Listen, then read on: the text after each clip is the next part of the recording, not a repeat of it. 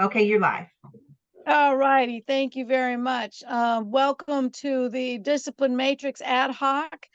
Tonight, we are going to be discussing our mission and values, and there's a lot of work to do in the updating of this matrix. So we have decided to start meeting on a weekly basis, Wednesday from 6 to 8. So for the listening public, just know that we're going to be at the same bat channel every Wednesday evening from 6 to 8 p.m. I want to say that the Vice Chair, Garcia Acosta, is here. Chair Peterson is not going to be with us this evening. We have Deacon Reginald Lyles. We have Lieutenant Gordon Durham. We have Deputy Chief Hubbard, Brian Hubbard, and certainly our Chief of Staff, Micah Montgomery. I'm not sure who else is listening, but that's okay. Hopefully we have some members of the community that are going to join us. But like I said, we will be here every week until it's done. We do have one member of the public, Chair Emeritus, with us today, Risa. She's a constant here. Yep. Yes. Okay. Welcome, Risa. Thank you very much for your participation. At this point, I think I want to turn it over to Deputy Chief Hubbard, to lead us, because I think we were trying to prioritize the mission and values narrative, because those also haven't been updated in at least 10 years. Am I correct? The values and the mission statement and vision were updated when Chief Armstrong was our chief. So I wouldn't say it's that long ago. That would have been 21. Okay. That's right. Excellent. Okay, thank you. Whereas the general discipline matrix has not been updated since 2014, correct? That's right. That is correct. Okay. Just want to give people a little bit of background. Now, did you say there are 60 or 70 manuals of rules that we've got to review? There are 80. 80, thank you. I knew it was a big number.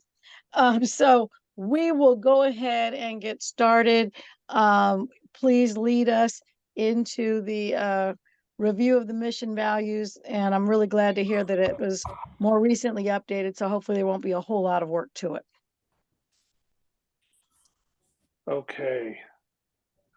Let me just find what my latest draft here.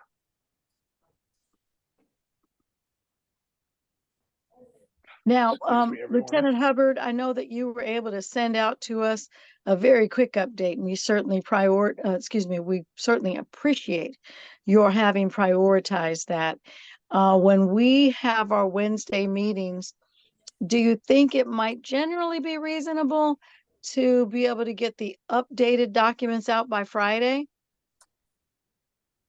Certainly, yeah, that's not a problem at all. Okay. I just know with us meeting more often, we probably, could lose track of where we are. So that updating would be really great if people could have it, before we start the weekend.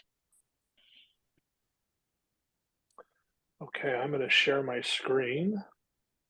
Perfect. Thank you.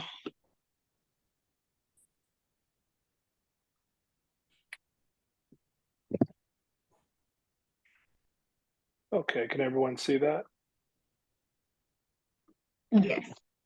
Yes. Okay, I did send this out after our meeting last Wednesday, and I don't know if you all had a chance to look at it, but similar to what we did with the racial profiling policy, this manual of rules actually had a preamble, so this is an update to it. But if I'll take any edits that you may have since reviewing it here.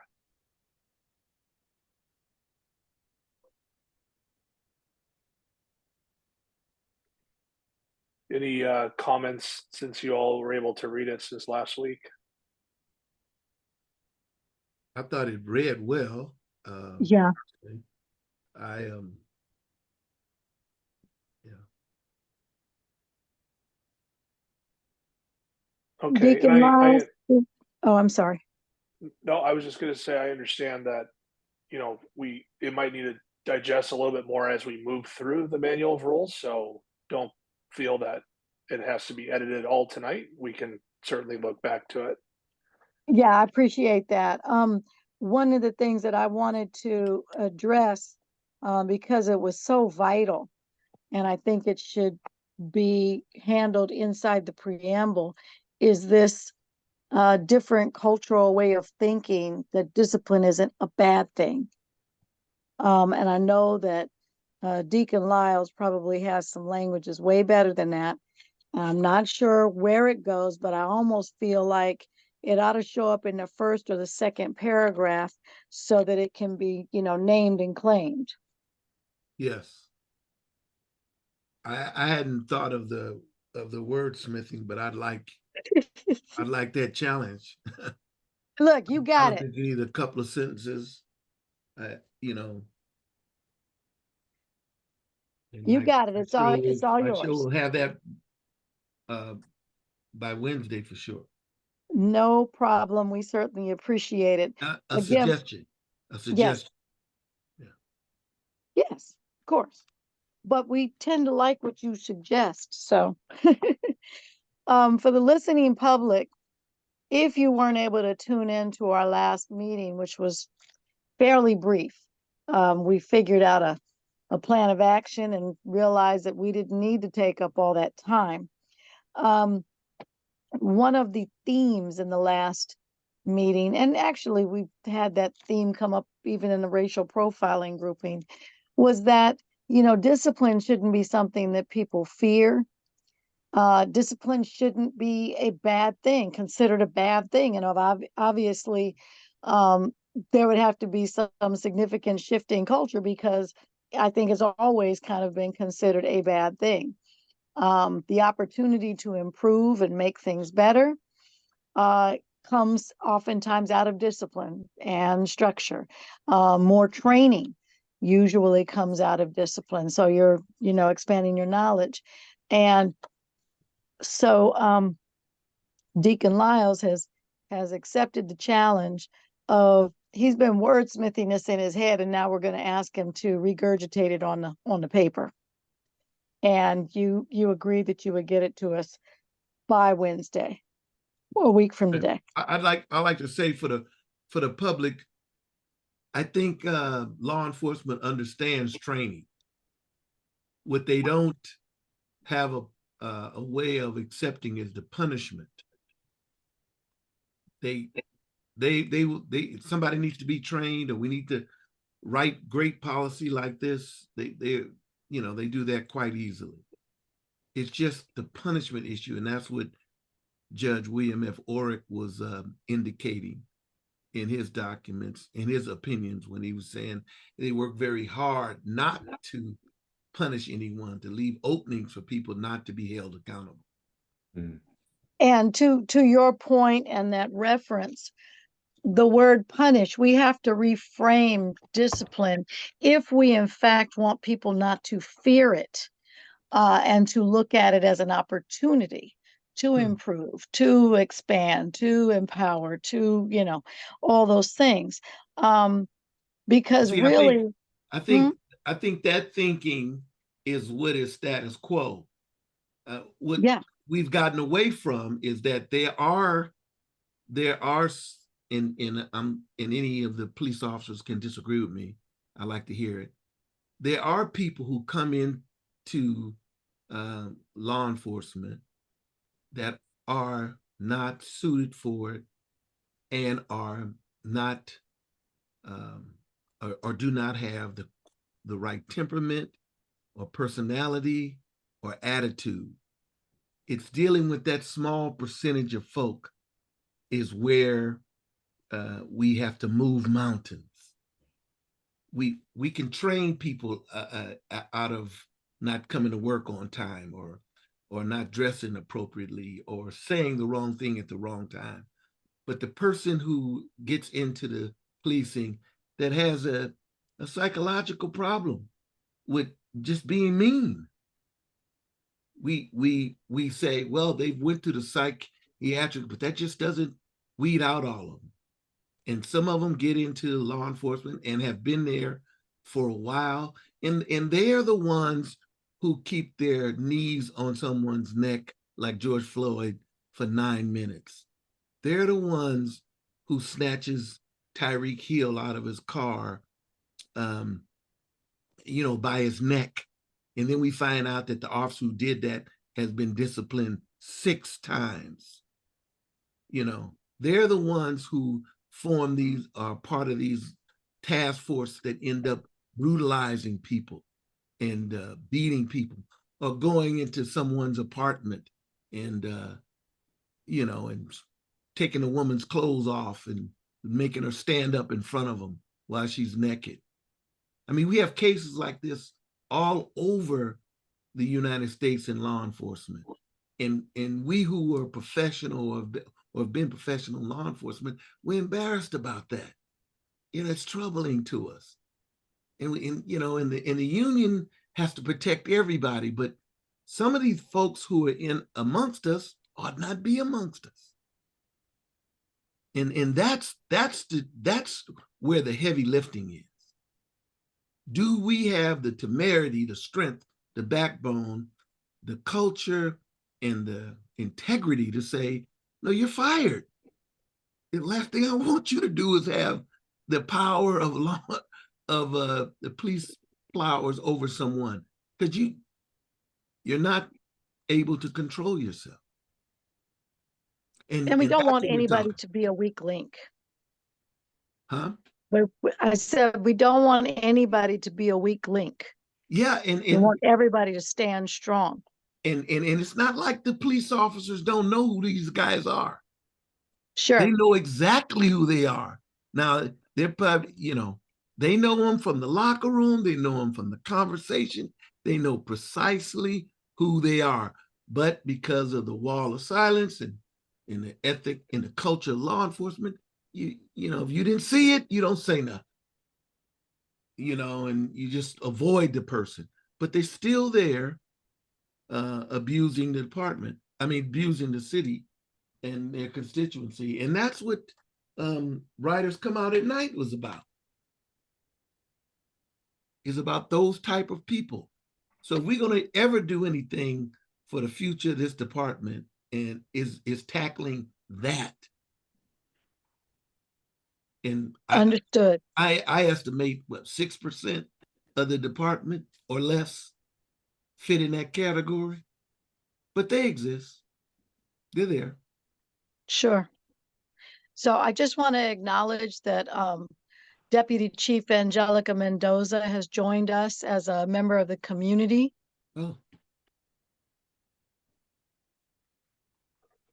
Deputy Chief.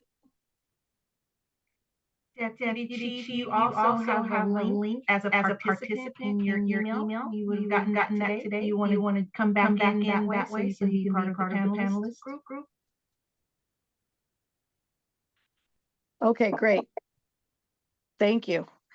Does anybody else want to contribute to this conversation? I know we have a couple of officers who are a little quiet.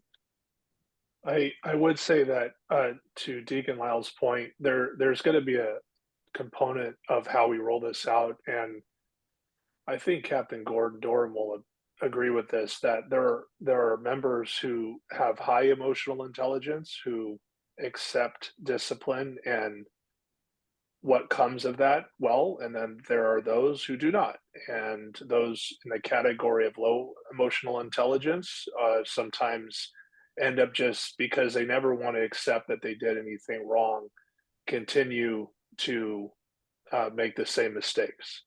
And so hopefully the goals here is not just, hey, sign off on this document, but there's going to be a real conversation about what discipline is, why it exists, but also the components of emotional intelligence that goes with it. I completely agree. And to add on to that, you cannot out train a bad heart. If somebody doesn't have the heart and the frame of mind for this work, the level of compassion that goes along and should always accompany policing, if you don't have the heart for that, you at some point it becomes apparent, and it's our job as an agency to make sure that we use all the tools at our disposal. One of them being progressive discipline, to force individuals out who refuse to capitulate to policing the right way. And that is the one of the purposes of progressive discipline. For those that refuse to change their ways, refuse to look through the lens that is most reasonable and appropriate for the job at hand, then we are obligated, and we have a service to community and even other law enforcement officers to get individuals who don't want to do this work the right way, to get them out.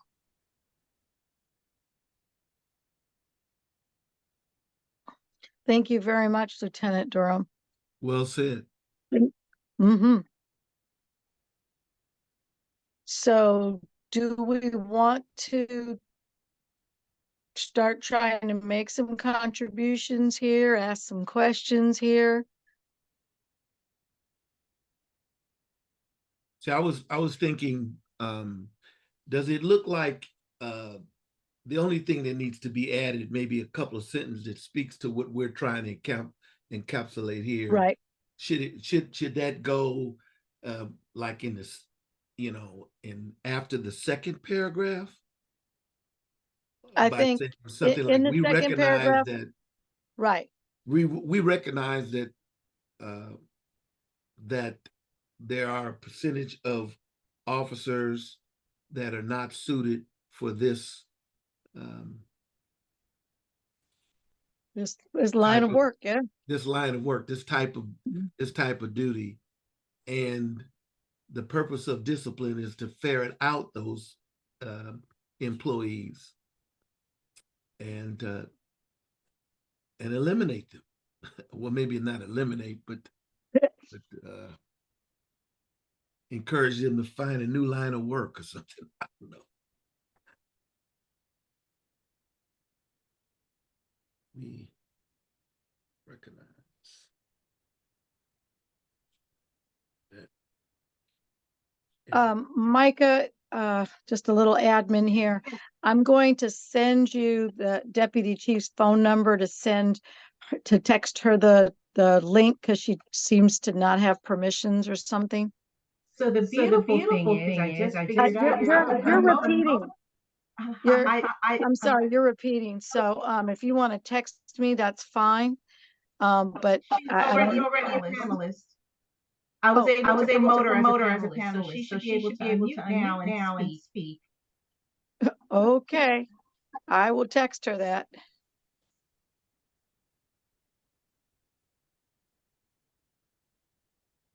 Yeah, I was in the background trying to get in touch with her to get her the link, and then I said, I think I can actually promote her to panelist, and I clicked it, and now she's on the list with you all. So there she is. Okay. Are you there? Good afternoon. Thank you. Awesome. Okay, great. You gave me the right connection. I was on another that I wasn't allowed. So thank you, Commissioner, for getting that to me. I appreciate it. Absolutely.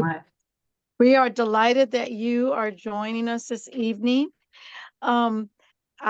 We heard from Lieutenant Durham that you specifically asked to be on this ad hoc. Would you like to share with us why? I did. For some reason, my video cannot start. It's saying it's failing to start. So please accept my apologies. Hold on one second. If I could get We could feel your smile. No worries. If I could get it to work. I had to update all of the Zoom links. But of course, this is a very important piece to me personally, what I represent and what Oakland deserves. So I think for those of you who do know me, this is very near and dear to my heart. I think that, you know, I've been in positions and been tasked with some very difficult roles to really represent what we are all trying to do in this committee, in this ad hoc. So I just want to personally thank each of you for your commitment. I know Commissioner Jackson, I know what your mind and heart is at all times. And I've had the opportunity to meet some of the commissioners, the newer commissioners, and I hope that I can meet the full commission here shortly as I'm back in the internal affairs. I think we're going to call it bureau now as of our last court hearing. So this is going to be very impactful for the work that we do in internal affairs moving forward. But I think that my personal mission and the mission of the organization and really in work for the community is going to be invaluable in what we are doing here and what this commission has come together to get done. So in short, this means a lot to me personally, professionally, and I'm just looking forward to everyone's diligence and really just ensuring that we are very critical and very aware of any changes that we make here, because it is going to be an important document to do the work that we need done. So thank you. Absolutely.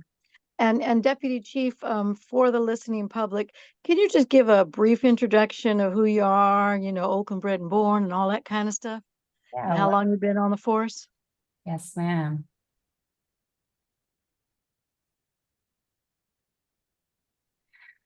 I would love to. Thank you for the opportunity. I've been with OPD since 1996. I was born and raised in East Oakland. I still live in East Oakland. I'm a graduate of Fremont High School, home of the Tigers, the only high school there is.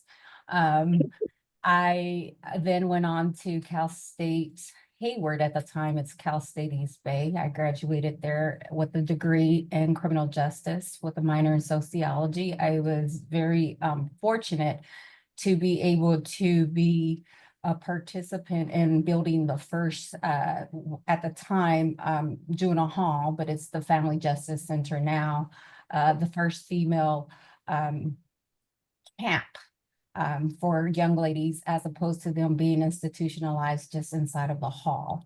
They were lesser crimes, more victims than, you know, criminals as they were labeled.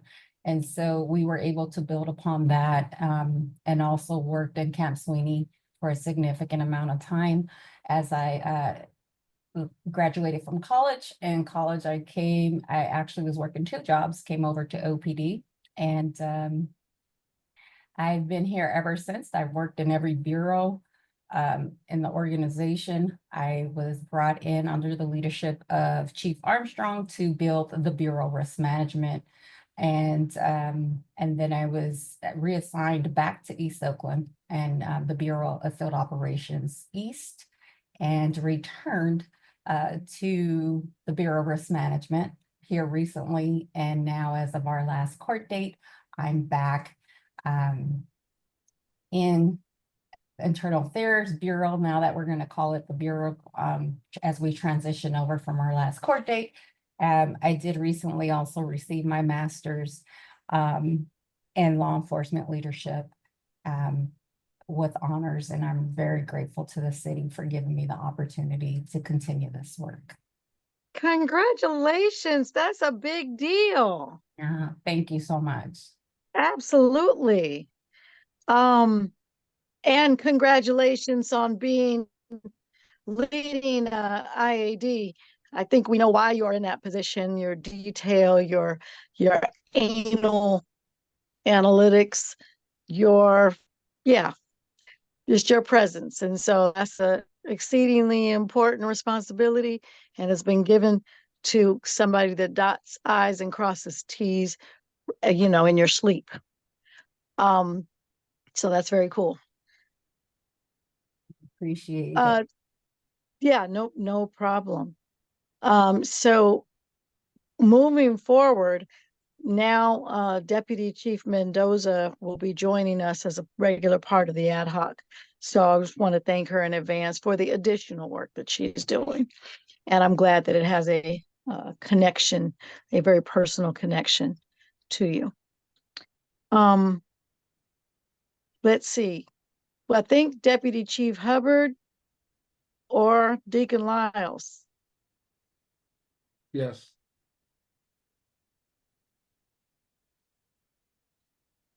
I think, go ahead.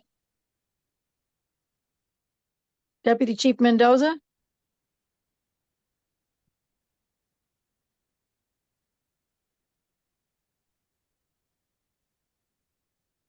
Did I freeze or did everybody else freeze? No, I No, can hear Commissioner, you. I think I'm trying to work on my angle of my camera. I think I got my camera. Oh, I just got to work on the angle. So don't worry about it. I'll try not to disturb here. It's okay. Mhm. Did you want to contribute something to the conversation? No, I'm No. put myself on mute.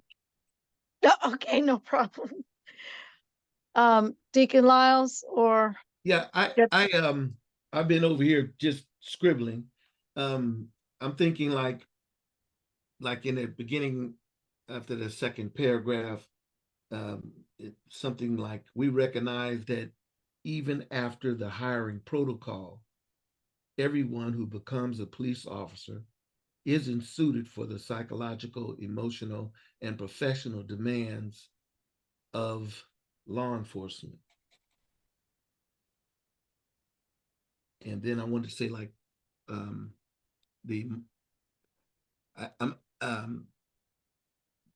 Deputy Chief Hubbard, you used the phrase emotional intelligence. Yes, sir. Is that the coin of the realm now for? yes, sir. That's what they're using. Okay. Yes. So when we discover someone is lacking the emotional intelligence for this this professional Field. service through progressive disciplinary action,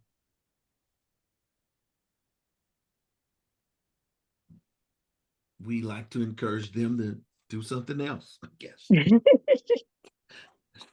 guys got to help me out with some of this here. Yeah, I can help. I can fill in the blanks with the emotional intelligence portion. It's really, I mean, there's a lot of definitions behind it, but a lot of it is just internal. So it's like it's self-awareness, self-regulation, then motivation that comes from that. There's a whole science that's based on that. So I can definitely develop that as we. Captain Dorman was talking about empathy and compassion. Yeah, yeah. You know, social skills. Yeah, all that plays a role. Indeed.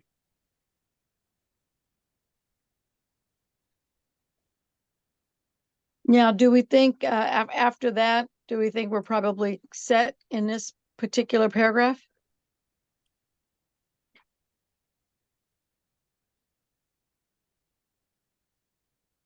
You know, I would like to, I don't know where to add it, but to kind of add on to the, you know, encouraging people to leave the department or the field or whatever.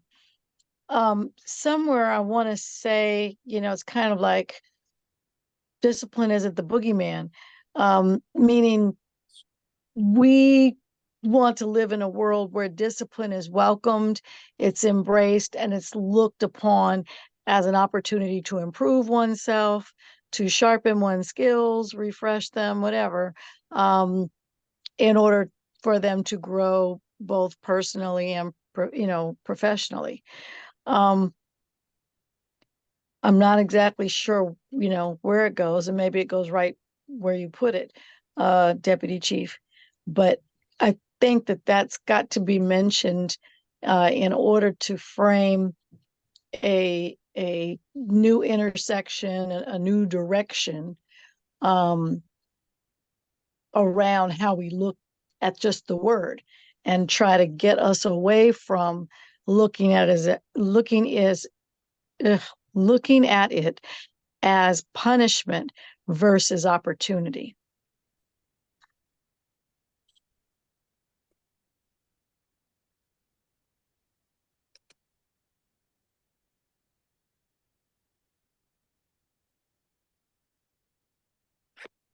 Right.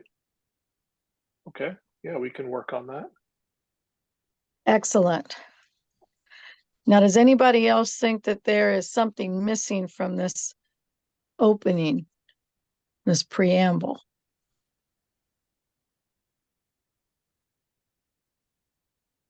I can't see hands because I'm on my cell phone, so you just go ahead and unmute and talk. Okay, here's the paragraph I have, and I can email this to you, Lieutenant Everett. You can polish it up. I said, we Please. recognize that even after the hiring protocol, everyone who becomes a police officer isn't suited for the psychological, emotional, and professional demands of law enforcement. When supervision and the officer's behavior becomes evident and progressive disciplinary action has failed, the subject officer must be terminated. It flows. Well done. Anybody else have any thoughts? I want to add, if I can, I think that this is an opportunity for us to introduce like a really clear, defined statement as we begin this, this mission here. And just really, I don't know how we want to really highlight it, but, I've been involved in some pretty high profile internal investigations where you've had to make a lot of tough calls, right? And I was the Office of Inspector General here within the OPD in that assignment. And it's not always the most delightful assignment, right? And it comes with a lot of baggage because it comes with a lot of internal, scrutiny, external scrutiny. I think that there needs to be a clear, something that encourages and welcomes an environment that is accountable, right? Accountable to self, accountable to community, but really acknowledging as we go into speaking what the manual rules standards are and embodying the law enforcement code of ethics and really setting the ground and tone as we go into this, that let's remind ourselves that although we wear this uniform, that the uniform does not wear us, right? We wear the uniform. And that means that it doesn't take away the values, the morals, and what you represent, and that you have an obligation because you are given the authority by the community to be in that uniform. Right. And so I think it's important not to navigate away from that, but introduce that in some way here. Because I think that it would also be helpful for those who might feel a little conflicted, right? And moving things forward and having the courage to do it, because that is a big piece here. And I think that everybody here recognizes that. And I think that we need to embrace that and encourage that as we speak to discipline. Just wanted to add that. We're glad you're here.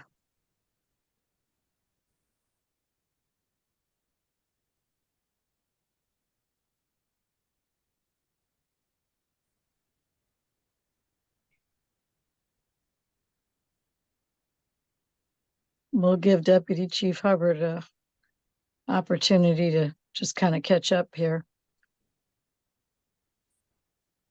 And then if there will be no more comments around this paragraph, we can advance to the next. I have multiple screens working here, so I have notes on another screen. Yeah. Okay. Okay, Mr. Magician. All right. This section, I wanted to insert something about the law enforcement code of ethics. So that's really what it's not exact, but it's a summary of what that is. And then and how they can conflict, or our actions may conflict with that if we we don't do that. And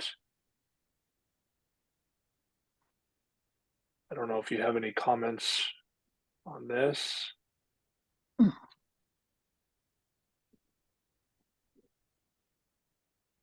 Well, why don't we take, just kind of reread. Would it be asking too much, Deputy Chief, for you to read it for the listening public? Sure. As law enforcement Thank you. officers, our fundamental duty is to serve and safeguard lives and property. We are entrusted to protect the innocent against deception, the weak against oppression, and the peaceful against violence and disorder, while respecting the constitutional rights of all to liberty, equality, and justice. Upholding this duty with integrity and fairness is essential to maintaining the public trust, which is the foundation of effective policing. Actions by department personnel that are inconsistent or in conflict with these values harm the trust and confidence that the public places in us. Such actions detract from the department's ability to protect the public, maintain accountability, and conduct its essential business. Therefore, we expect all personnel to always conduct themselves in a manner that reflects the ethical standards set forth in this manual and in the Law Enforcement Code of Ethics.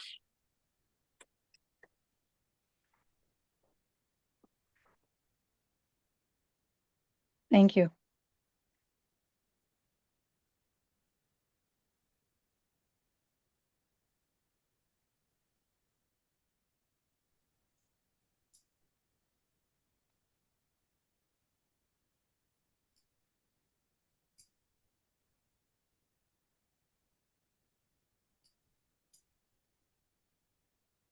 If anybody has some observations of things to add, go ahead and blurt them out.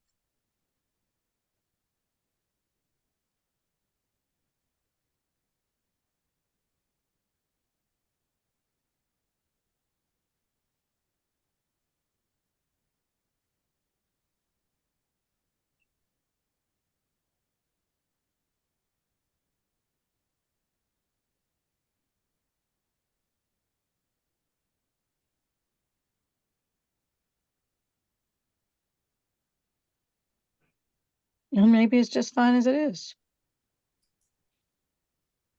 Yeah, I know there's a lot here, so it might take some time for it to all sink in. I do like one thing that I noticed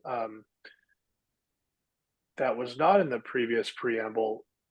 This one is my favorite. Is certainly personalized on Sully. This is one of my favorite things to stress in our police academy.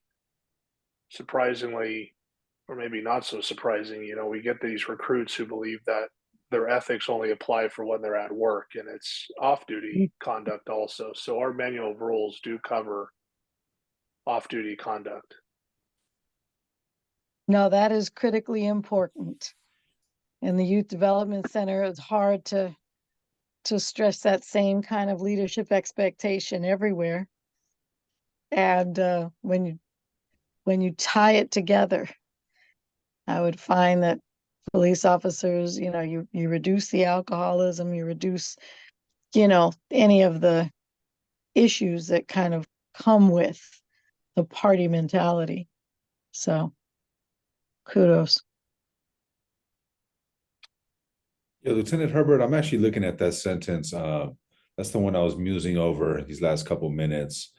And in addition to maintaining self-restraint, being mindful of the welfare of others, I'm wondering if we should add also something about just the perception of the general public, right? They're always in the eyes of the general public. I'm thinking about that OPD boat that was, you know, caught, you know, folks wine with their families and things like that, right? Like that perception is reality. We're dealing with such, because of the federal oversight, right, such a public distrust that I think in addition to the self-restraint and being mindful of welfare of others, I think they need to be mindful of themselves and how the general public perceives their actions when they're off and on and off duty.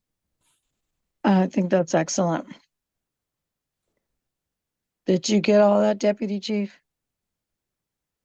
I did. Thank you for that. Okay. I will make that update. Okay. All right, Okay. skipping down to this paragraph, the theme behind this one, of course, is the duty also to intervene if they witness misconduct. Our to DGO M3, I know we talked about that before, does speak to that, and we are constantly analyzing this. So basically, if there's an investigation on me, the investigator also needs to determine not the misconduct that I performed, but if it was witnessed or known about by another member and whether they also intervened or did something about it. And that is, it's been in policy for quite a while, but I'm happy to report that we've been discussing it more, even in our use of force boards that we have. We look at the member accountability is what we call it, the fellow officers or employees, and then certainly the supervisor and commander, whether they played a role in what transpired. That was we had a board actually last week, and that was a big topic of discussion. Found very interesting.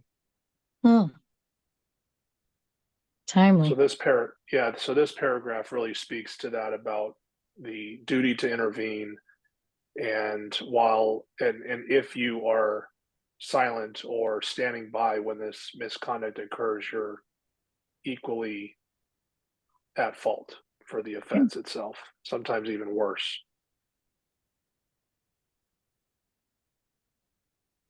This is where I think it would be great to kind of incorporate what I already stated, because I think that with this, in alignment with this statement, is the fact that, you know, it needs to be a safe environment that encourages that as well. And I think that this would be a perfect opportunity to really, really influence that, because if it starts to be what is expected, and it is a welcomed, and it is, you know, individuals won't feel like they will then become, you know, the target, right? And that this is what is expected for all law enforcement officers. I think that that would be very well received if it's in this here section. Great contribution. Yes, retaliation is the word.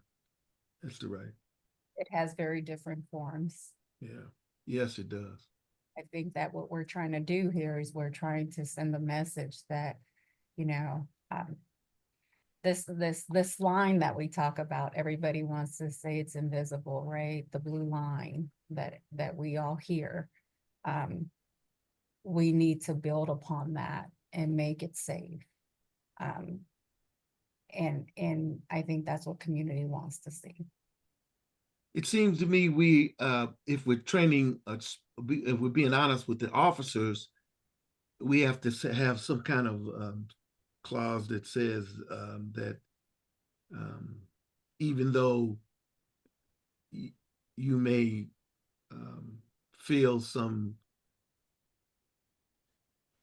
mistreatment by fellow officers, the department is here to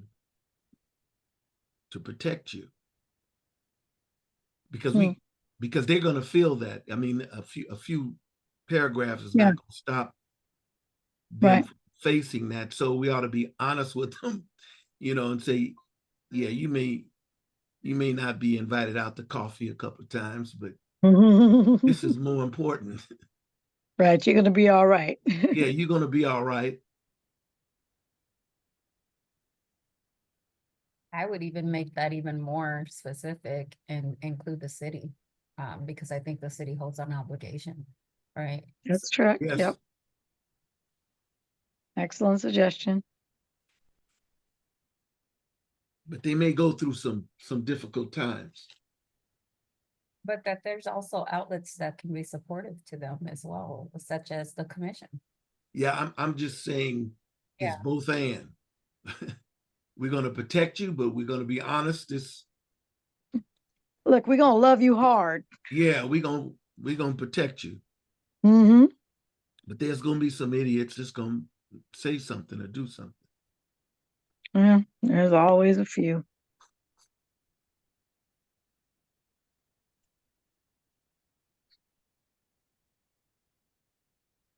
Okay. There is Yeah. there's a final paragraph here, just kind of wrap that up, and then the rest of the document goes into our mission, vision, values, etc., which I did not change. I don't know if Mhm. Chief Mitchell is planning on doing that as a new chief, but like I said earlier, it's only a few years old. Yeah, I would imagine he's probably got a whole bunch of other things to do to prioritize. Um, so Risa wrote in the chat, the 90% of the officers that are the good ones will be there to protect you against the few. Nicely put.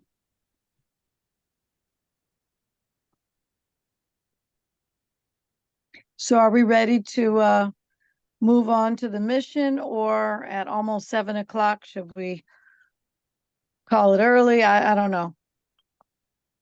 Lieutenant Hubbard, in the chat, I put the paragraph that I wrote, if you saw it. Got it. Yes, Okay. I did. Oh, Thank yes, you so you know much. what, sorry, I saw it and I think I did not acknowledge it. Apologies.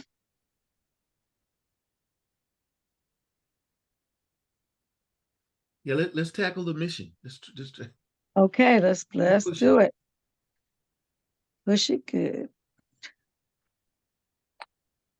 All right, I'll read it to everyone. The Oakland Police Department's mission is to provide police service focused on public safety and the sanctity of life, to hold ourselves accountable to a high standard of conduct, efficiency, and efficacy, and to promote mutual respect between the department and the community of Oakland. So again, it's not the mission of this policy per se, it's the overall mission of the Of the Oakland police Police department. Department. Yeah, and this is in here because it was in the previous document, or I guess a current document that we're editing. Oh, okay, got it. Yeah, we have to keep in our forefront that this was just updated a couple of years ago. Yeah. Okay. We can keep Yeah, going. same thing for the vision. Same, this has been around for a few years. We'll work in partnership with our community, recognize the successes of our staff. Sorry, I can't see this. Build a team of professionals who are trained and developed to provide top quality service, hold ourselves and each other accountable, and continually seek to be the exemplar for 21st century constitutional policing, community engagement, and positive employee morale within the police profession. In short, we will be leaders in the transformation of policing, in the United States. Does everybody know what constitutional policing entails? Do you guys? Why don't you share it? Why don't you share it? No, I'm not Okay. asking that as a rhetorical question. I just was trying to read this from someone, some community member that reads this and said, well, so they'll know what to expect. Hmm. Should we have? Okay, I think we should define it then. So maybe some parentheses in there, constitutional policing and a definition, or not. Oh, no, I think that you have to have the definition to help the understanding of our approach to the work. Yeah, good suggestion. I like that. Okay, our values, it has the acronym of FIRST, fairness. We value fairness in our dealings with our community and with each other. Fairness is the opportunity to deliver services to our community and make decisions that are impartial, equitable, and just. Integrity, though it includes a consistency between our statements and our actions, integrity is more than service to the truth. Integrity encompasses a transparency and accountability that are born from a desire to do the right thing, even when times are difficult. Respect, mutual respect begins at home. We value respect throughout our organization, both up and down the chain of command. How we treat each other will be reflected in the way every staff member will be expected to treat every member of our community. Service, our decisions are constantly guided by our mission of providing services focused on public safety and quality of life, while also ensuring that our services are provided in an efficient and effective manner. And then finally, teamwork, purpose of mission, and adherence to values are best drawn out from employees who are supported, valued, and developed, whether through peer, supervisory, or command support and mutual respect. OPD expects that our staff all work together to achieve our common goal.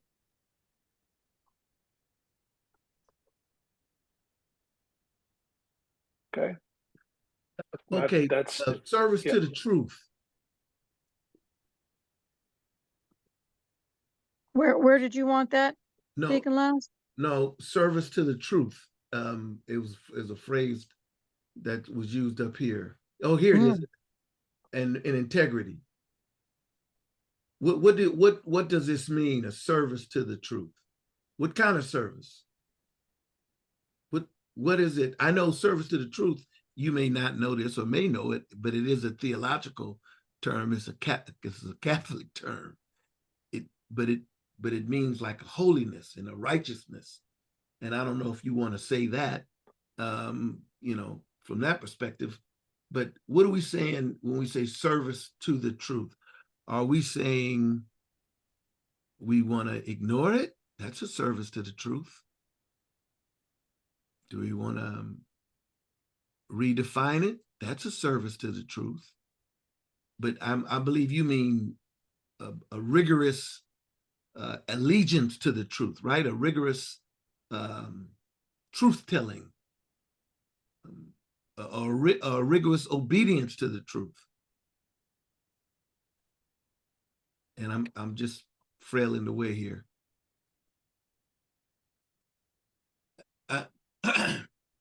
If you were a rookie officer just joining the department, what will that mean to that rookie officer? A service to the truth. Does it mean I can just tell you what I want to tell you to get at my, you know, get at my goals?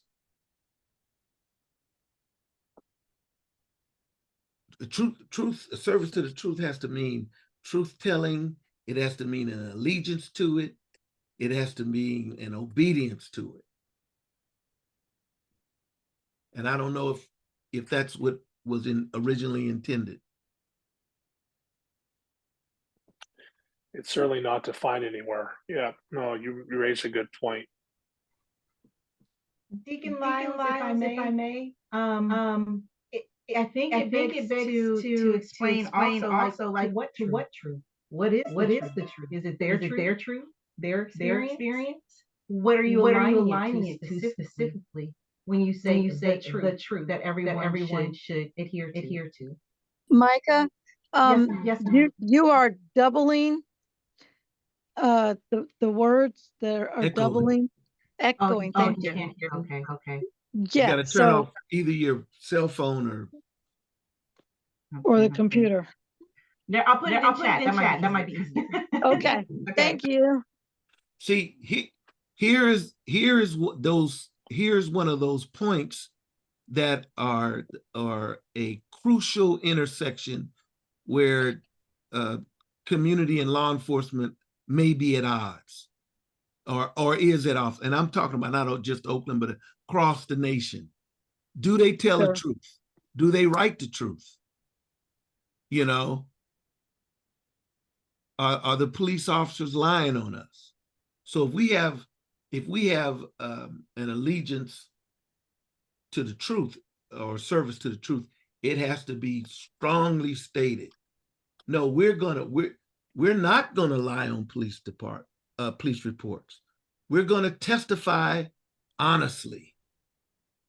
We're going to, you know, I don't want to get into the ugliness that's that's circling around these days, but you guys know what I mean. The issue Sure. is right here. This is the cutting edge. This is the focal points of the odds between community and law enforcement. Do they tell the truth or don't they? Right. See, don't get silent, guys, because I feel like I'm. Am I over the line? I don't want to. No, absolutely not. And it helps that you know, were a high ranking officer. Because some things don't change a whole lot. And I Service think of the that, truth is just too wide. I don't know what that means. And I think Mhm. truth telling needs to be precise. sure, Could add, let's say, integrity, to move and act from a place of truth, right? At any moment in life. Yes. Maybe add very specifically to that, you know, it's the choice to follow the heart, requiring some sort of commitment, courage, right? Integrity, we already have the word there. And so there's no fear of it, I guess. In some way we could really take the service to the truth and really expand on What do we want a police officer to be truthful about? Testimony, handling of evidence, writing of reports, following of the Constitution and in your rule manual of rules. We want you to be truthful about those things. Serving from a not- place from honest and positive intentions. Yes. All in like Ricardo said, that's on duty and off duty.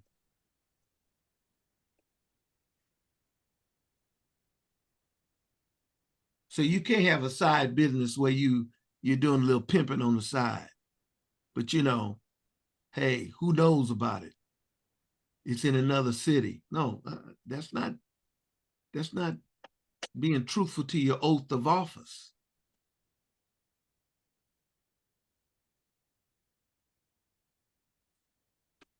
Okay, no, I like that. I'm gonna work on that some more. I have to be careful not to change the definition of what integrity is because it is somewhat concrete. But I definitely can expand on this. Can it be in parenthetical?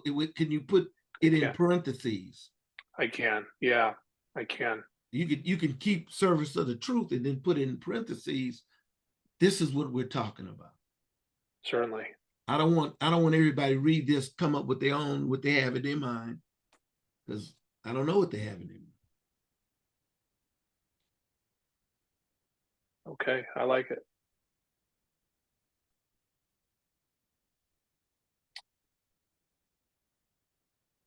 Okay.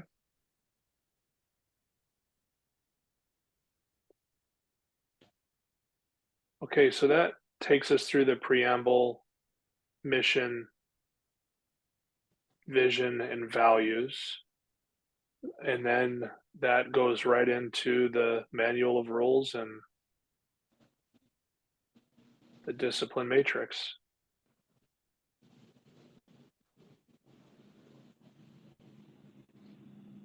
okay, so we keep going. Let's do it. Would you like to launch into what I sent out last week about well, there are two requests. One, the most severe, and then also the most common. Right. Where I think would that you makes like to good sense. start? Well, how about I pull up the email and we can just start with that. Yeah, and Let's see I would think the most severe, you know, work your way backwards. Okay.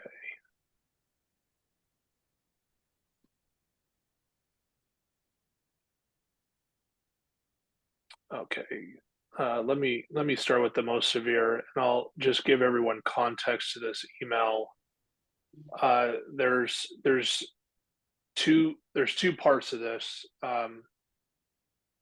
the first 11 that you see here, these are where termination is the only option for the first offense. Okay. And the second group here, which is 10, this is where the first offense has the range of termination. So as you recall, there's 3 categories. There's a first offense, second offense, third offense.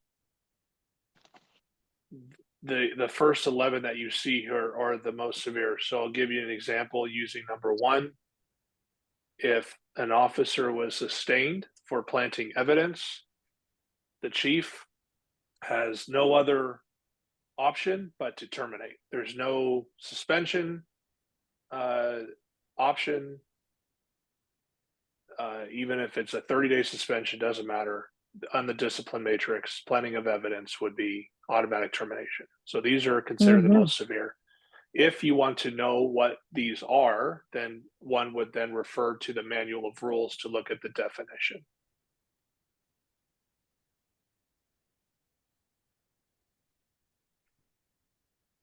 And these are not in any hierarchy in terms of importance. They're not. They're not. Okay, good. They are not. So we can go line by line here and look at each one. And I don't know if we want to, so there's 2 things. One, keep it at termination or think of other discipline. That's the first question. Second, do we want to change the definition of what that is within the manual of rules?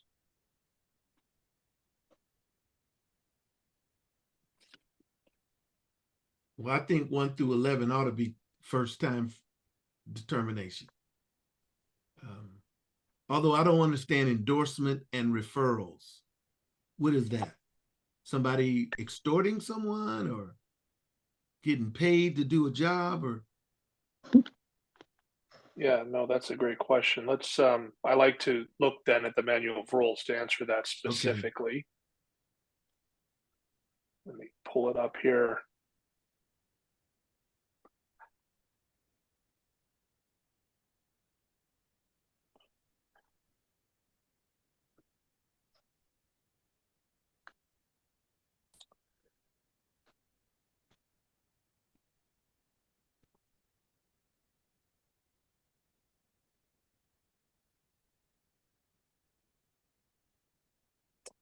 Okay, endorsement and referrals, that's 370.90. Members and employees shall not suggest, recommend, advise, or otherwise offer counsel concerning the procurement of a particular product or professional service, whether or not a fee is exchanged.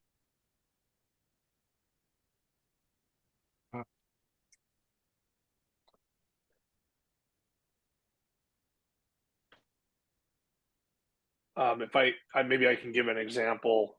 That'd be good. Thank you. Yeah, I mean, I'll take an easy one where a fee is exchanged. Let's say I have a friend that works for Chevy, and we want to move away from our Ford product, and I'm now endorsing Chevy in exchange for something that my friend can give me so he can get the business. We have contracts with various vendors, things like that, and the city, and this is really a city thing also, is they're very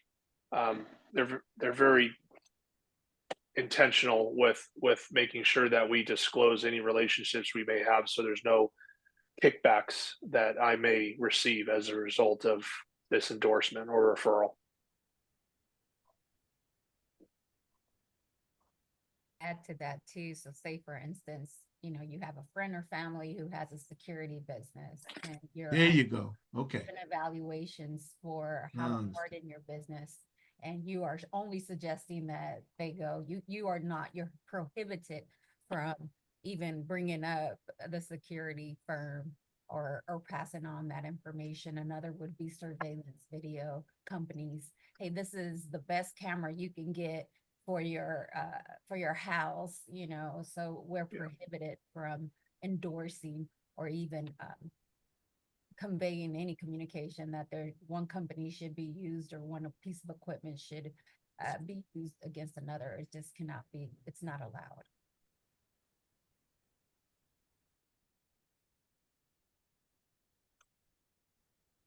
Those definitions help me. Thank you very much.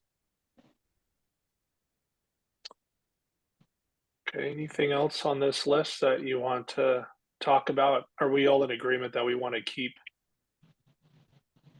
these as first offense termination? Yes. Yes. Okay, so our list of 80 now went down to 69, so not bad. Hey.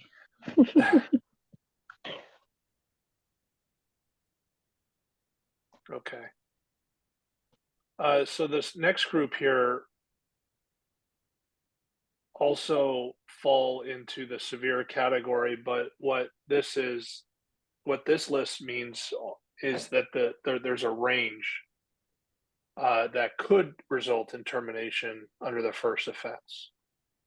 So going back to our manual, I'm sorry, our discipline matrix, commanding officers, for example, gross dereliction of duty. If the first offense commander was sustained for this, the chief has a range to determine which is applicable based on the circumstances. So here is something that is very important as we go into this category that I would like, if I'm allowed to just add some context for you. So as we progress in the Deputy Chief, can you talk up a bit? Sure. As you progress and as we progress in this ad hoc and we get into looking at the discipline matrix itself, under the appendix VT that hopefully the ad hoc has been provided, you will see one of the challenges when you start to look at the offense categories, there's 3 columns. And at the top, you'll see LL, MP, UL, right? So the LL represents for the first offense in that category, the lowest level. The MP represents the midpoint. And then the third UL represents the upper level. So here is where I would like the ad hoc to really, really be very focused, because this is the challenge right now with a lot of the discipline and how it's being determined in the practice of the OPD, how we've been doing this. We need to add policy that really defines the MP and how that range is, where it starts. So for instance, in this range, it has the possibility of resulting where the first offense has a range resulting in termination. But you see how some of these have, like, for instance, it could go counseling and training, suspension 5 days to termination, right? And this may not be, and there needs to be a very clear midpoint, like when it's so far, the range is so far, right? Like, what is the defining point to, do we start at 20 when you got the highest you can go is termination? And of course, every case is going to determine that, because every case is going to have its specific details and actions, right? That will be very minor to very severe, but they still result or fall under that MOR violation. So I guess I just want to introduce that here as we go through that, because that is something that I'm hoping that we can work out, because that's been one of the really pitfalls here that we've had challenges with, where if the chief is faced with such a broad range, how do we determine that midpoint? And the matrix itself has the midpoint, but when you look at the policy, it does not define as to how that is used. And of course, that is where the challenge lies, right? Because that is what's challenged all the time. Well, how did you get to the midpoint, and how did you define the midpoint?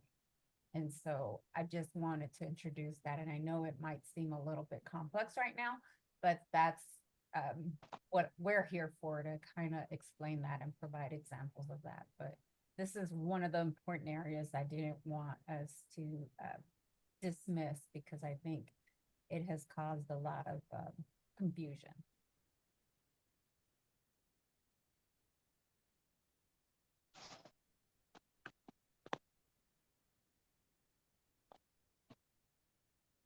Did you want to provide an overview on what kind of confusion? Or some examples?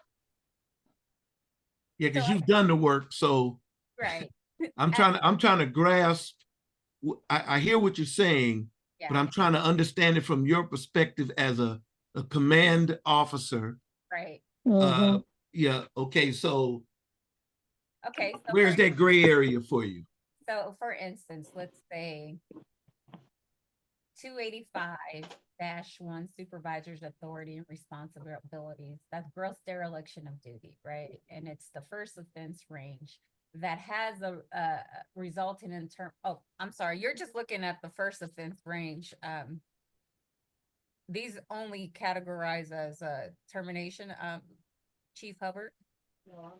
This one is a range. So for Yeah, this so this one, one is, I'm sorry, it's I want to make sure I'm reading your, because you're just, so if you look at our discipline matrix, which is, hope the ad hoc has that document available to them. The training bulletin VT titled Discipline Policy Appendix. I've seen it in other Okay, ad hocs. so I think I know what you're talking about. okay, so The various, the three ranges. right. So when you look at this, you're looking at misconduct, and of course, every employee is going to have a very distinct and specific employee profile because their years of service and their discipline history is going to look different than the next officer, regardless of rank, because everybody's going to make their own, get off, derail, sustained or counseled for something throughout their career. So when you're looking at something, for instance, as supervisor authority and responsibility, and I think Chief Hubbard just placed that up so we could all take a look at it. There's three categories here, and how the discipline matrix, how discipline works is this is the matrix that commanders and the chief have to look at. So if the officer gets sustained for this category here, 285-00-1, the one means it's a class 1 violation, which is the heaviest, right? That you can get. If this is the first instance in which this officer, again, whatever rank, all ranks here, gets sustained, the chief, the chain of command within that subject officer does what's called the discipline conference meeting hearing. And that means that the chief has heard the case. The chief has received the details of the investigation, the supporting documents, the supporting evidence, and had come to a decision to sustain this officer. Again, at all ranks, right?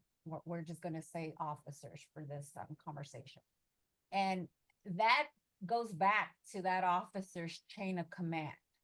So the person that they directly report under, and the captain, the lieutenant, again, depending on the rank of the officer who was who got sustained for this violation, they will have what's called a discipline conference, and they discuss the details that were provided to them of the investigation, and that the chief has now noticed the officer the chain of command that the chief sustained. And so that chain of command holds that meeting to discuss this officer specific discipline history and performance, to include any supervisory note files that may be aligned to this specific type of misconduct. And so they come up, and they also take into consideration performance appraisals from the last 2 years, other concerns that may be in that employee's profile under that chain of command.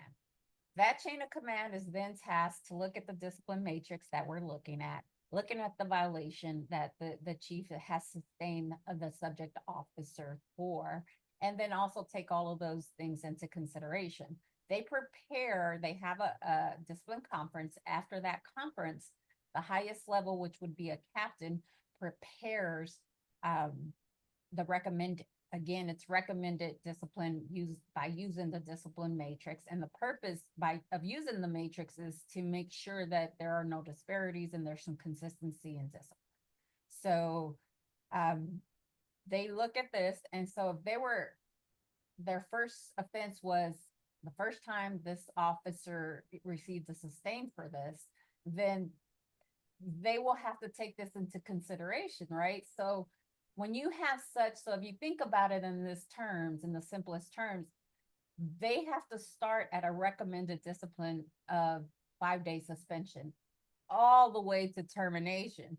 So again, each case is going to be very specific because not two incidents are going to be the very same, right? We all have performance of duties, but there's going to be specific critical things that occurred during that incident that is going to really be where you start here, right? So the practice has been, if you have a termination, because this only says midpoint and nowhere else in the policy does it define what that midpoint is, right? So if you have such a broad range like this, then what would be the midpoint here where you would start? So the way this is determined is like, okay, I don't want to go to the lowest, depending on the circumstances of the case and why the chief in the investigation, what has been the results of the investigation. I think that my recommendation would go past the lowest level. So the question here is, where do I start in that midpoint, right? And so that's where the challenge is, because practice has been 20 days, 30 days, but then there's some cases that are just so egregious that there's no question it's a termination case.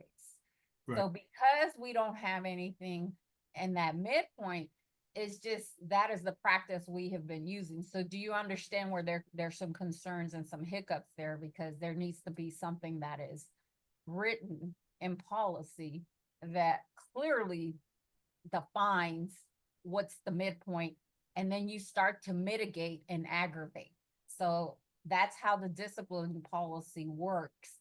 And the practice has been to start, the midpoint will be this. But although you see this here where it says offense 1 in each column, and of course, if this is offense 2, it gets more egregious. If you see, suspension 30 days is the start date.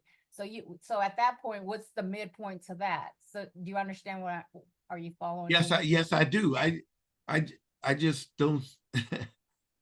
It's very difficult. It's very subjective. Yes. And that's why we have Angelica Mendoza in her position. we want I would want the command staff to use their mind, use their gut, and stand by it, and give them the latitude to do it. I don't know if we can put it in words, because everything is different, right? One case may be far more egregious than another. Right. And like I said, there's no way that you can, make it absolute, but that's the challenge, because every commander is going to have their different perspective on that. Right. The challenge, right? And just keep this in mind. Ultimately, it's all recommended findings coming to the command, to the chief. The chief is the ultimate. Right. Makes the final decision, and sometimes it even goes to commission when a decision can't be agreed upon, right? So because we have other entities that are involved that make those decisions, and it goes to a discipline committee with the commission. And you guys, your team, the commissioners are responsible for breaking that tie, right? Like, hey, we disagree, and this is what we believe. But I think that if I'm the chief of police, I want my deputy chiefs or whoever's handling this to give me their best subjective opinion, and they don't have to be consistent with the next deputy chief or a case that happened 6 months ago, if it's not the same precise circumstance. I rather use the intellect and the emotionalism and the professionalism of the person who heard the case. Just like a judge sitting on a bench. You know, you can have 9 judges on a bench, you know, in let's say Oakland Superior Court. None of them agree on everything. Yeah. You know, you in my court, I see it this way. You go to another court, another judge, they may see it a little less. But what I don't want to do is take away your subjectivity, because, I mean, you know, you live and breathe the department and the character and the integrity of the department. The only way we can keep or get OPD back to a place where there's some integrity is the people have to have integrity, and the people have to apply their integrity. And I don't think it starts with the officers. I don't think it starts with, you know, it starts with sergeants and then up the chain of command. But by the time you get to deputy chiefs, what do you think? I think A, B, C, D. And if I disagree with you, I want you to argue with me. You know, so and you may win some, you may not. But the point is that I'm never going to take your subjectivity away, because otherwise, if I don't have you there being the traffic cop, so to speak, we got chaos. So if you want to show some grace to somebody because they did something like that and it looks or appears like favoritism but can't be proven, then I'll go with that. But that's your opinion. We got to go with your opinion. You are who you are, and that's how you feel. That's the way it is. Unless I feel strongly against it and I say I'm gonna overrule you. But I can't take away your opinion, your objectivity. Does that make sense? So if we say everybody has to start in the midpoint and offense number 2 at 15 days, no matter what, that's where it is. Then a case may come in where, no, this guy did something that's more than 5 days, but surely not 15 days. Maybe 8 days.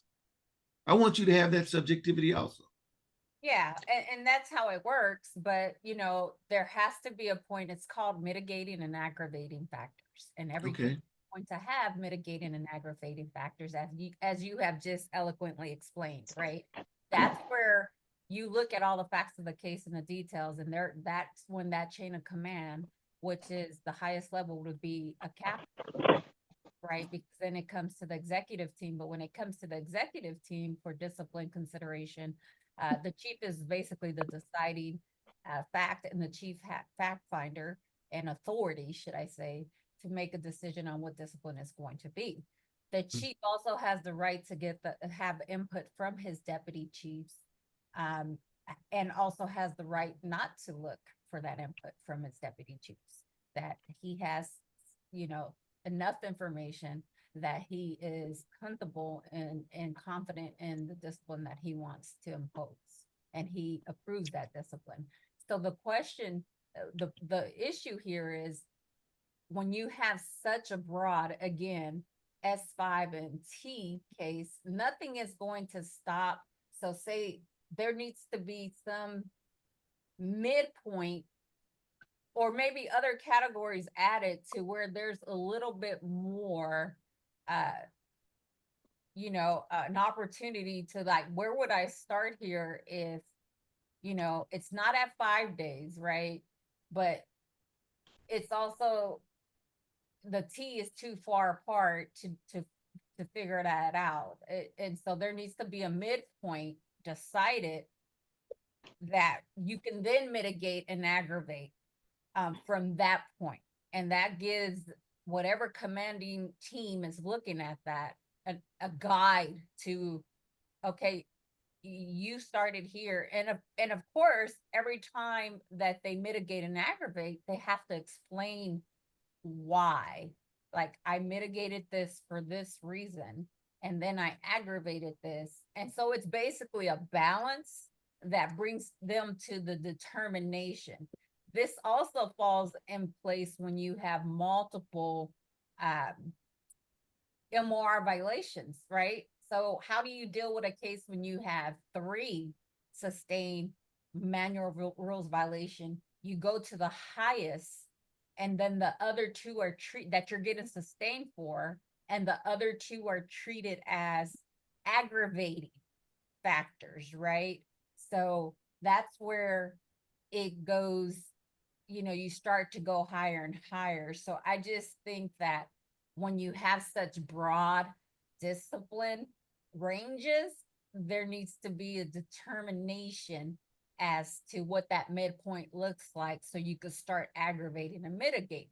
Of course, when you have such an egregious, let's say for this one, gross dereliction of duty, then of course you would look at the evidence in that and say, is it a termination case, or is it a value to mitigate this some, right? And that is the decision of that chain of command to bring to the executive team and chief, to your point.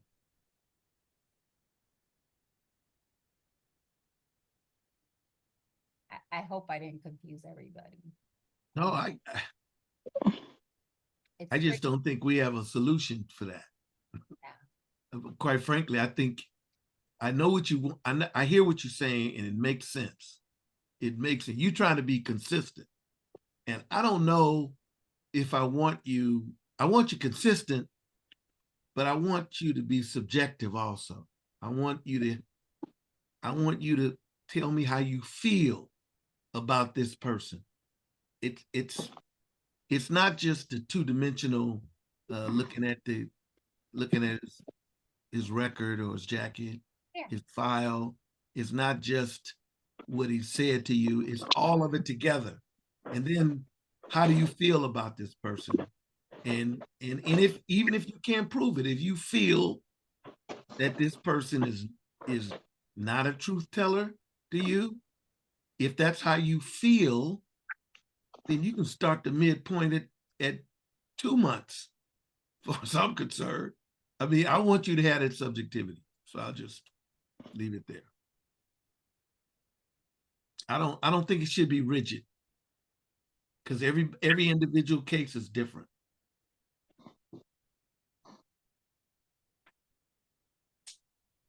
Anybody else have some thoughts about that? I would say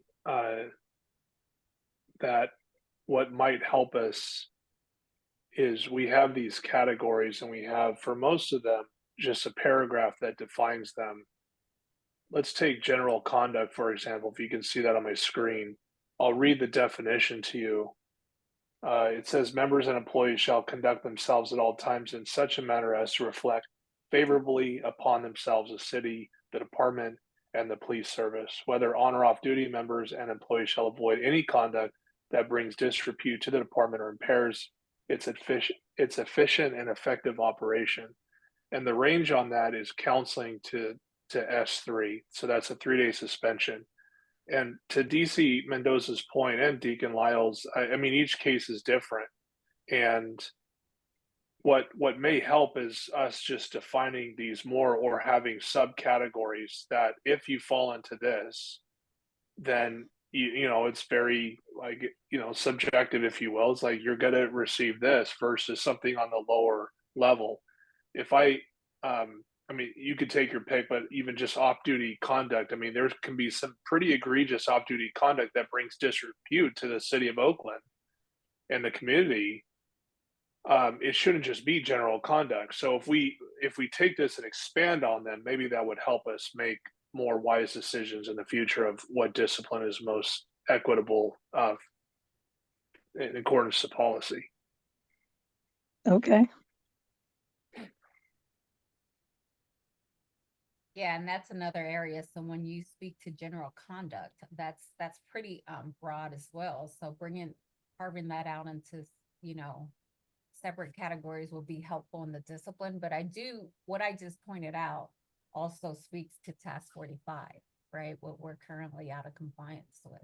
So when I'm bringing these things up, I'm bringing them up with such focus on the tasks that we have, that we are trying to overcome to get out of the NSA, right? And just sustain it and show that, you know, we have some very clear guidelines that have been not as clear And therefore, if it means maybe general conduct, I think we talked about that and just adding some other additional specific, behaviors that would fall in each of that category. Because again, that's another broad one. And many things can fall under that MOR violation there. But that is my purpose and my reasoning for with that in mind, just task 45 and some of the challenges we have.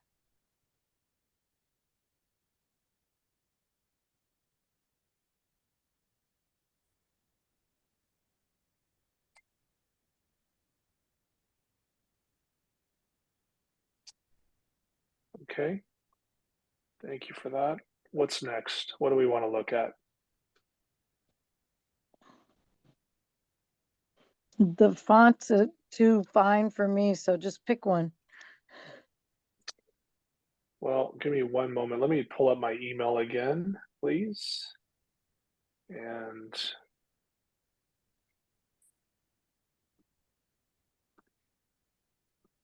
okay.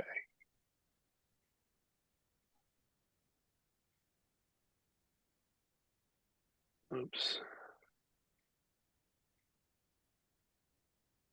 Okay, so this again, this section right here, next 10 are violations where the first offense has a range resulting in termination. And if we want to start with the top 234, I'll give you the range here. Maybe we can tackle this. 234. So the range on this for the first offense is a 5-day suspension all the way to termination. So that's a pretty broad range.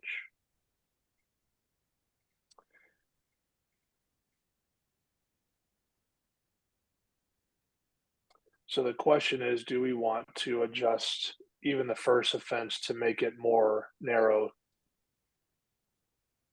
The second offense is a 30-day suspension. That's 30 all the way to termination, which is actually very narrow. I mean, rarely do we see anything above a 30-day suspension. Usually it's 30-day suspension and then termination. So it's one step.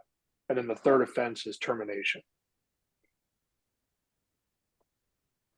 So it appears that the first offense is very broad.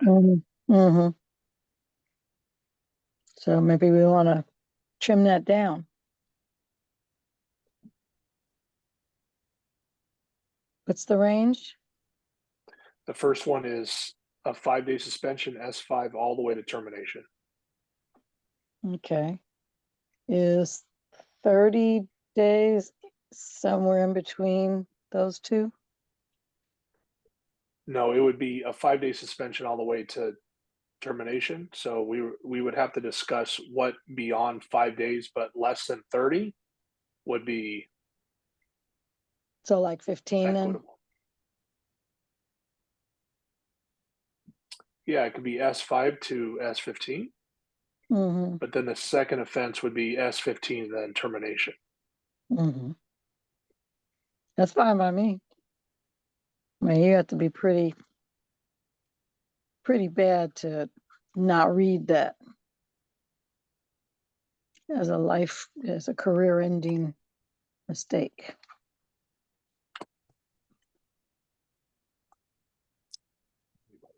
Now, what violation is this? I'm sorry. This is the first one here, commanding officer. So this is authority and responsibilities, gross dereliction, of duty.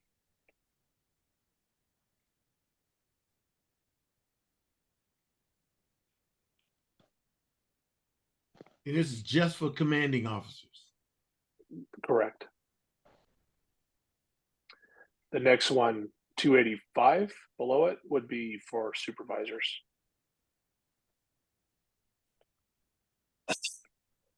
So whatever we do with one, do we have to do it with the other for consistency for the various ranks? I know that was one of the criticisms coming to us in regard to, the command officers or staff officers are treated one way and officers are treating it another way, and they think it's unfair.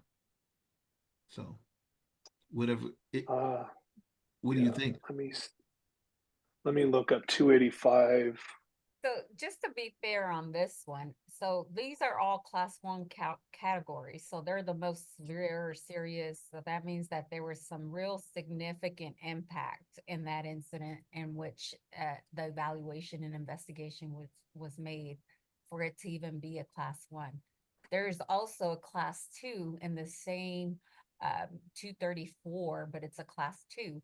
So if the situation and the incident did not call for such seriousness in the investigation and the evidence, supporting evidence, then that would be downgraded. Say that maybe it initially starts as a class 1, but once the investigation has determined that there's other multiple considerations to be made, that can be downgraded to a class 2, and the range is lesser for a class 2. So if it's sustained for a class 2 as opposed to the 1, we also have that range category in offense categories to be lesser than what you see here in class 1. So whatever's decided, I guess, here is going to have an impact on a class 2, right? So you're going to lessen the range here. But we also have a class 2 category, which if it wasn't that serious, it would apply to a class 2. So can I give you some hypotheticals and you tell me if this is gross dereliction? Let's say a commanding officer came to work and he's drunk, just passed out drunk. How would OPD handle that? Would that be gross dereliction of duty?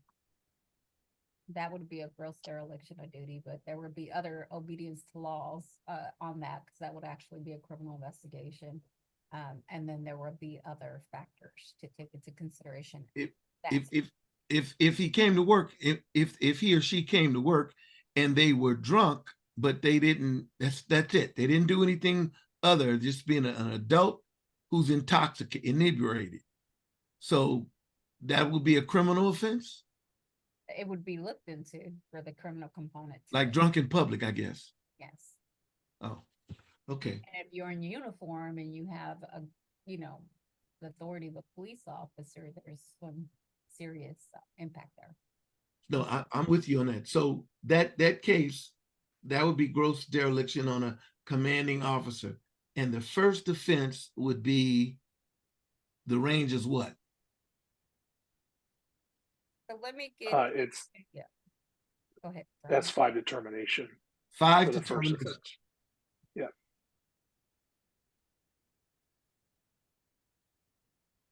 So I don't think you ought to touch it. I think it ought to be just that. This is going to be a lot. This is going to vary too. So I'll give you another example to yours, because that has other MOR violation considerations, because there's a criminal component to that, right? So say that, there's a dispatch call, that commanding officer responds to the scene with their team of officers, and then doesn't adequately respond to the emergency of that call. Yes.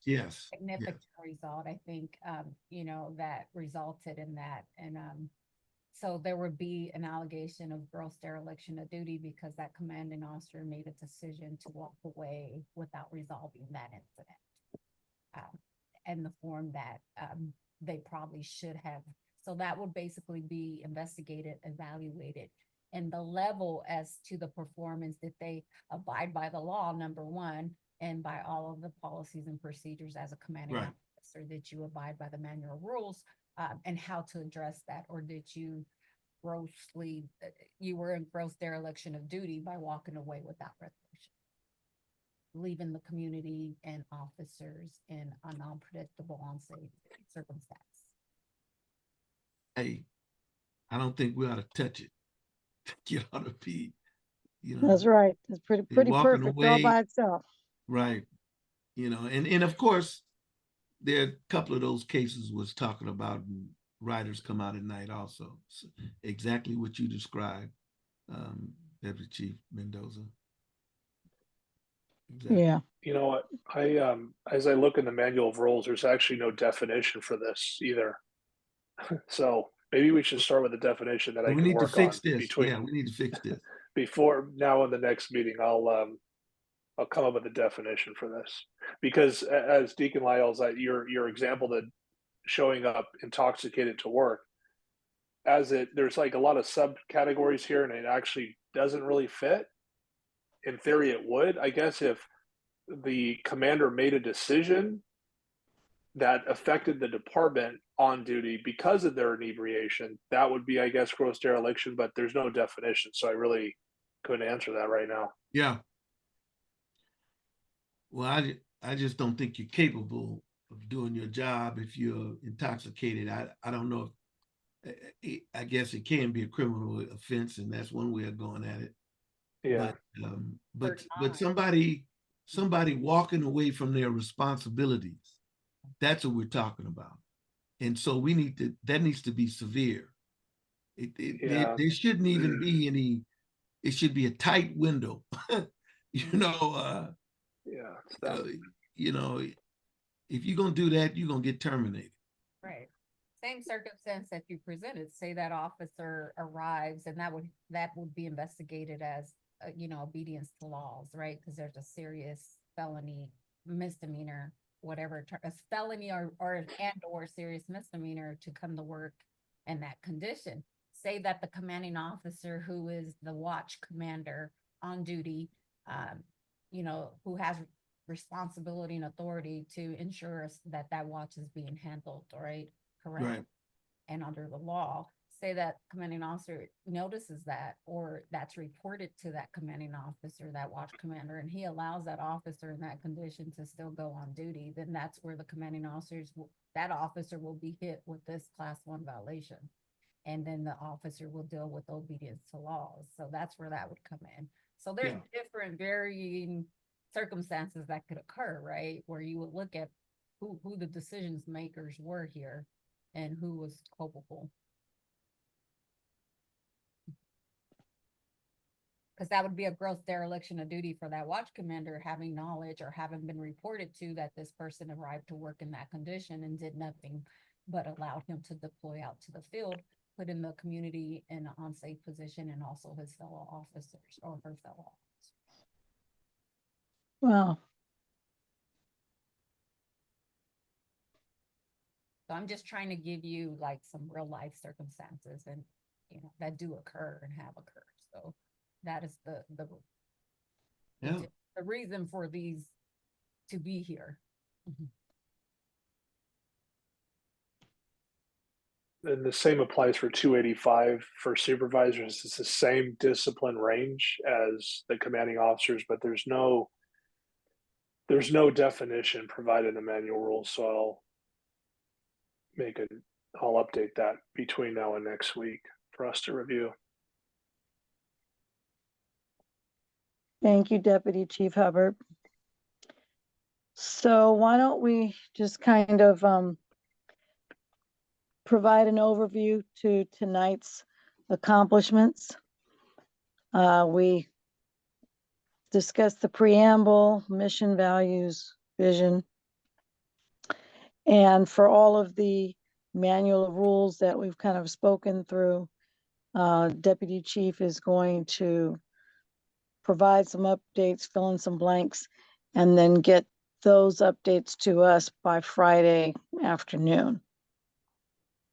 Did I leave anything out, Deputy Chief Hubbard? The preamble is good, and then to Deacon Lyles, the pursuit of truth. I'm going to put that in parentheses. I'm going to do some more research. I'm also going to add something about. I'm sorry, I'm tired. I emotional intelligence, emotional intelligence, and then finally adding a definition to these. And I think I need to develop a tracking sheet so we can keep track of all these, because if we're going to keep 1 through 11 all the same, then we can cross that off the list. And hopefully after next week, we'll have these off the list once I have a definition and we can move on. I think that sounds great. So with that, unless there are any additional thoughts or ideas, you all will be expecting an email with these updated sections. so that we can prepare for the next chapter or the next version of the work. And with that, we can say good night. And thank you very much to everybody for their fabulous contributions.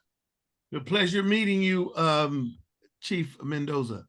Same here, the pleasure's mine. And Your reputation precedes you, and I I can see why now. oh, I thank you very much. And I expect to be here moving forward and engaging in the commission meetings as well. So hopefully we'll all see each other soon, and I'm always available to you. So always feel free to reach out. Outstanding evening. Thank you very much for your contributions, Deputy Chief Mendoza. Thank you, Deacon Lyles. Thank you, Vice Chair Garcia Acosta, Deputy Chief Hubbard. And are you still there, Lieutenant Durham? Absolutely. Okay. So anyway, thank you for an excellent evening. We're very productive. We will see you next Wednesday from 6 to 8. And please review those documents in between. And well, and for some of you, we'll see you tomorrow evening at the commission meeting. So anyway, you all take care and have a good evening. And just thank you so much. Regina, may I call you after I have maybe 2 minutes? Sure, no problem. Okay, bye-bye. Thank you. Bye.